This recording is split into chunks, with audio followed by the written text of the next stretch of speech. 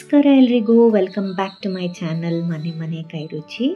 ಇವತ್ತು ನಾನು ಪೈನಾಪಲ್ ಮತ್ತು ಕಡಲೆಪುರಿನ ಬಳಸ್ಕೊಂಡು ಸೆಟ್ ದೋಸೆ ಮಾಡೋದನ್ನು ತೋರಿಸ್ತಾ ಇದ್ದೀನಿ. ಬನ್ನಿ ನೋಡೋಣ ಹೇಗೆ ಮಾಡೋದು ಅಂತ. ಇಲ್ಲಿ ನಾನು 3 ಕಪ್ಪಷ್ಟು ಕಡಲೆಪುರಿ, ಹಾಗೆಯೇ 1 ಕಪ್ಪಷ್ಟು ದೋಸೆ ಅಕ್ಕಿ, 3 ರಿಂದ 4 ಚಮಚ ಉದ್ದಿನಬೇಳೆ, 1 ಸ್ಪೂನ್ ಕಡಲೆಬೇಳೆ, 1 ಸ್ಪೂನು ಮೆಂತ್ಯ, ಇವಿಷ್ಟನ್ನು ಒಂದು ಪಾತ್ರೆಗೆ ಹಾಕ್ಕೊಂಡು ಚೆನ್ನಾಗಿ ವಾಶ್ ಮಾಡಿಟ್ಟಿದ್ದೀನಿ. ಇದಕ್ಕೆ ಮುಳುಗುವಷ್ಟು ನೀರನ್ನು ಹಾಕಿ ಒಂದು 5 to 6 hours ಇದನ್ನು ನೆನೆಯೋಕ್ಕೆ ಬಿಟ್ಬಿಡೋಣ. ನೋಡಿ, ಈಗ ನೆಂದಿದೆ. ಇದು ಚೆನ್ನಾಗಿ ಒಂದು 5 hours ನಾನು ನೆನೆಸಿದೆ.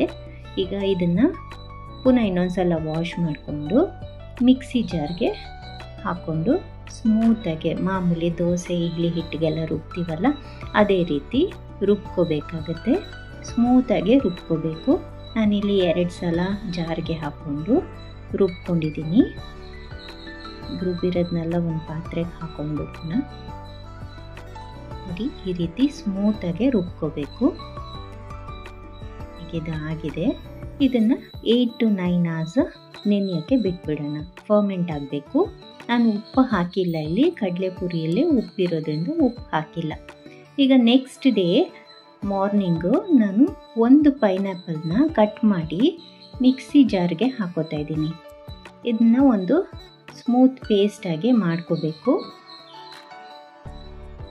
ಈಗ ಇದನ್ನ ಗ್ರೈಂಡ್ ಮಾಡಿಕೊಂಡು ನಾವು ಫರ್ಮೆಂಟ್ ಆಗೋಕ್ಕೆ ಬಿಟ್ಟಿದ್ವಲ್ಲ ದೋಸೆ ಹಿಟ್ಟು, ಅದಕ್ಕೆ ಈ ಪೈನಾಪಲ್ ಪ್ಯೂರಿನ ಹಾಕೋಬೇಕು.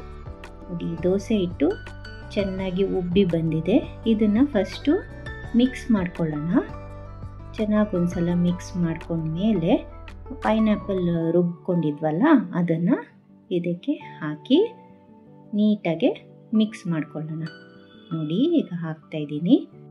ನಾವು ರೀಸೆಂಟಾಗಿ ಟ್ರಿಪ್ಪಿಗೆ ಹೋಗಿದ್ವಿ. ಅಲ್ಲಿ ಹಾಸನ ಹತ್ರ ಕಿಚ್ಚನಹಳ್ಳಿ ಮನೆ ಹೋಟೆಲ್ ಇದೆಯಲ್ಲ, ಕಿಚ್ಚ ಸುದೀಪ್ ಸರ್ ಹೋಟೆಲ್ಲು, ಅಲ್ಲಿ ಈ ರೀತಿ ಪೈನಾಪಲ್ ದೋಸೆನ ಸರ್ವ್ ಮಾಡಿದರು. ನಾನು ಫಸ್ಟ್ ಟೈಮ್ ಟೇಸ್ಟ್ ಮಾಡಿದೆ, ತುಂಬ ರುಚಿ ಅನಿಸ್ತು. ಹಾಗಾಗಿ ನಾನು ಟ್ರೈ ಮಾಡೋಣ ಅಂತ ಮಾಡ್ತಾಯಿದ್ದೀನಿ.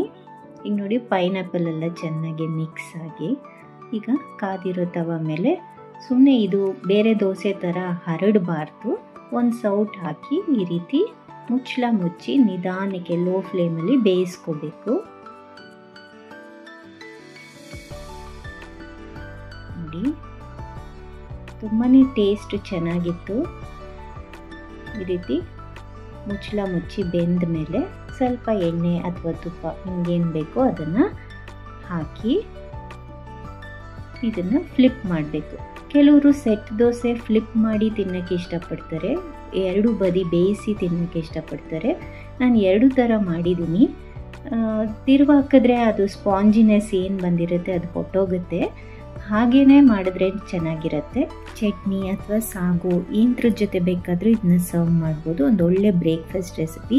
ಖಂಡಿತ ಟ್ರೈ ಮಾಡಿ. ಹೇಗೆ ಬಂತು ಅಂತ ಕಮೆಂಟ್ ಸೆಕ್ಷನಲ್ಲಿ ತಿಳಿಸಿ. ಹಾಗೆಯೇ ಈ ವಿಡಿಯೋ ನಿಮ್ಗೆ ಇಷ್ಟ ಆಗಿದ್ರೆ ಪ್ಲೀಸ್ ಲೈಕ್ ಮಾಡಿ, ಶೇರ್ ಮಾಡಿ ಮತ್ತು ಸಬ್ಸ್ಕ್ರೈಬ್ ಮಾಡಿ ಅಂತ ಕೇಳ್ತಾ, see you in the next video. Happy cooking.